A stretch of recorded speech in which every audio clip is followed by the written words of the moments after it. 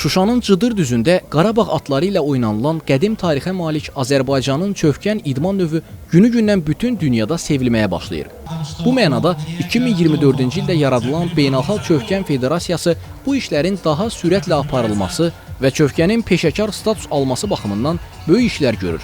Qısa zaman ərzində federasiyanın fəal işi nəticəsində quruma üzv olan ölkələrin sayı bir xeyli artıb, yarışların coğrafiyası isə genişlənib.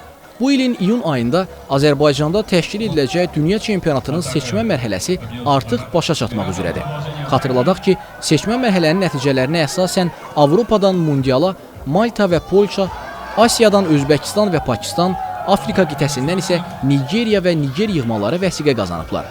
Artıq növbət Cənubi Amerika qitəsidir. Atçılıq ənənələri zəngin olan Argentina ilk dəfə olaraq Cənubi Amerika çempionatını qəbul edir. Yarışlar paytaxt Buenos Airesin Pilar qəsəbəsində yerləşən La Guapiada Polo klubunun ərazisində keçiriləcək. Bu sonuncu qitə çempionatımız olacaq.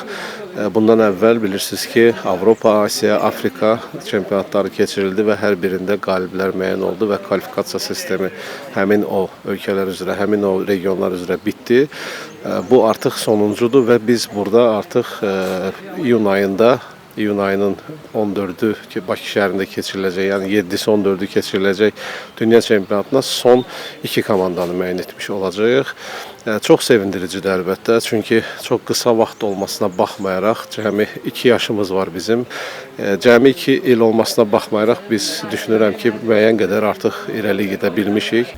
Argentinada futboldan sonra bəlkə də ən çox sevilən polo oyununun əcdadı sayılan çövkən bu günlərdə diqqət mərkəzindədir. Yarış öncəsi Beynəlxalq Çövkən Federasiyasının prezidenti, baş katibi və digər rəsmilərin yerli jurnalistlərə çoxsaylı müsahibələr verməsi, fəxri qonaq qismində turnirə dəvət olunan Çövkən üzrə Azərbaycan milli komandasının kapitanı Elçin Camallıya çövkənin tarixi, oyun qaydaları və incəlikləri haqda mütəxəssislər və yarış iştirakçıları tərəfindən ünvanlanan suallar buna bir daha sübutdur. Turnirdə Cənubi Amerikanın ən güclü 4 komandası mübarizə aparacaq. Bunlar ev sahibi Argentina ilə yanaşı Çili, Uruqvay və Kolumbiya yığmalarıdır. Maraq üçün qeyd edək ki, 2027-ci ildə növbəti qitə yarışını Kolumbiya qəbul edə bilər.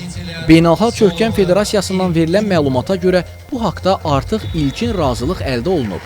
Əslən Polşadan olan Beynəlxalq Çövkən Federasiyasının baş katibi Maciej Olbrich çövkən üzrə ilk Cənubi Amerika çempionatına tam hazır olduqlarını bildirib. We are here in Argentina, Buenos Aires, Pilar. Bugün biz Cənubi Amerika çempionatına start verəcəyik. Qitənin ən güclü 4 komandası turnirdə iştirak edəcək. Ümid edirəm ki, bu çempionat çövkənin inkişafı baxımından böyük addım olacaq. Polşada Avropa, Özbəkistanda Asiya, Nigeriyada isə Afrika çempionatı təşkil edildi. Artıq son mərhələdəyik. Digər turnirlərdə olduğu kimi Cənubi Amerika zonasında da ən güclü 2 komanda Bakıda keçiriləcək dünya çempionatına vəsiqə qazanacaq. Bura gəldiyimiz gündən bəri olduqca isti münasibət göstərdilər. Çempionatın start götürməyini səbirsizliklə gözləyirik. Yarışlar bugün start götürəcək. Püşkatmadan sonra komandalar yarımfinalda qarşılaşacaqlar. Qaliblər finalda oynamaq hüququna malik olmaqla yanaşı dünya çempionatına vəsiqə əldə edəcəklər. Yarımfinalda məğlub olan tərəflər isə 3-cülük uğrunda mübarizə aparacaqlar. Final qarşılaşması və 3-cü yer uğrunda oyun fevralın 7-sində keçiriləcək.